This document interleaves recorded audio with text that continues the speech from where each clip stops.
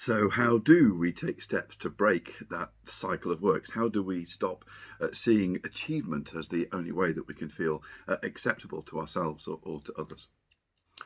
One way is understanding the power of positive and negative association, looking to break or better manage our connections with those people or things that negatively influence us, and looking to invest time in those associations that reinforce the message that we are loved and accepted just as we are.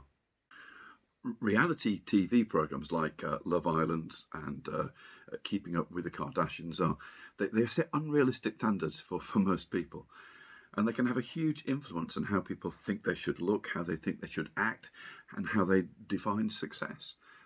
Similarly, social media can be a huge negative influence as people subconsciously compare their lives with the lives of people that they're connected to on social media through Facebook, Instagram, etc. We're rightly concerned about the company our children keep, about the TV they watch, and about the social media that they are connected to. We're concerned about these things because we know that they'll have a massive influence on their behaviour. But as adults, we're not impervious to the pressure from these sources. We've heard about how Cambridge Analytica and hostile foreign powers are using social media to influence how people vote. And similarly, marketing and advertising firms design adverts and campaigns to influence us to buy certain products. So as adults, we're also affected by these things.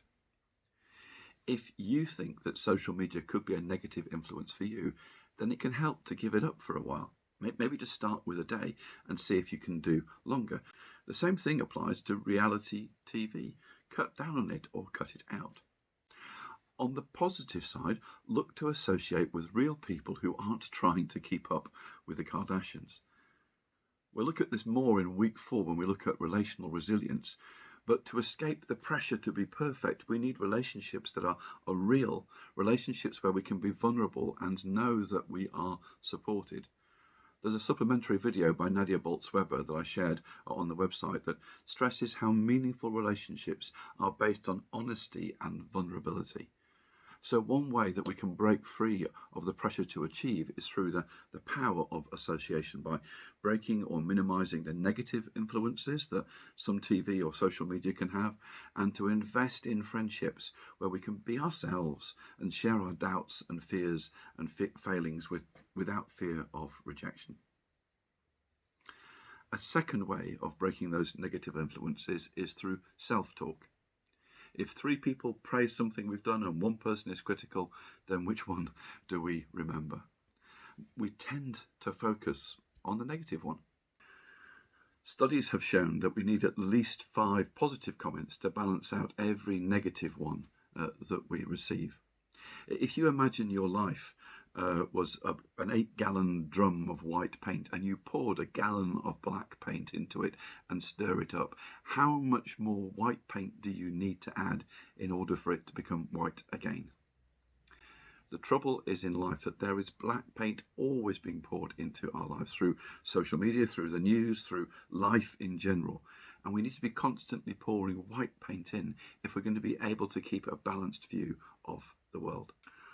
We need to be pouring positive into our lives, as well as associating with people who will do that, pour positive into us. We need to be doing it for ourselves. One way we can help ourselves is to consciously change our self-talk. Self-talk is our internal dialogue, our inner voice that goes on throughout the day. It's influenced by our subconscious, and it reveals our inner thoughts, beliefs, questions and ideas we have about ourselves. Dr. Tim Legg says, self-talk is important in many ways. It's the script that we use to frame our lives. If we constantly give ourselves negative messages, then we begin to develop automatic thoughts that take us from a particular incident into a negative emotional reaction. Conversely, if we engage in positive self-talk, then we begin to view the world in a more positive manner and will ultimately feel better about ourselves. If you have an optimistic outlook, then your self-talk, your inner voice, will generally be positive. But no matter how optimistic you might be normally, if you're stressed, burning out, anxious or fearful, then the chances are that your inner voice is negative. And if you're not Naturally optimistic, learning to recognize negative self-talk and change it can make a massive difference in your mental well-being. Healthline.com identify 4 different categories of negative self-talk. One is personalizing, where you blame everything on yourself, or magnifying, when you focus on negative aspects of a situation, ignoring any and all of the positive. Catastrophizing is the third one, where you expect the worst and you rarely let logic or reason persuade you otherwise. And polarizing, where you see the world in black and white, good or bad. There's nothing in between, and there's no middle ground for processing and categorizing life events. When we begin to recognize our types of negative thinking, we can work to turn them into positive thinking. This requires practice, and it takes time and effort, and it doesn't develop overnight. The good news is that it can be done. Some of the things we'll look at in week 5 will help in breaking that negative self-talk cycle. And Healthline.com has got some great tips on getting started on self-talk, and I'll share a link to their site in the comments below if this is an area that you want to work on. As Healthline.com says, banishing your inner critic and learning how to have positive inner conversations has no downside. Some people may find it easier than others to adopt a positive self-talk attitude. Others may have to give it more time and put more effort into it. Just as we recognised when we looked at physical well-being last week, it takes time and effort to make a change. And whether you find it easy or hard, it's worth the effort, as it can have a huge impact on our mental well-being. We've all probably heard of self-talk before, but it's good to be reminded. And the need for positive self-talk is not a recent innovation. 2,000 years ago, St. Paul wrote to a church in Philippi that was suffering huge persecution on many different fronts, realizing as he wrote to them that they needed to keep focused on the positive. Towards the end of his letter, he wrote this: "Finally, brothers and sisters, whatever is true, whatever is noble, whatever is right, whatever is pure, whatever is lovely, whatever is admirable, if anything is excellent or praiseworthy, think about such things."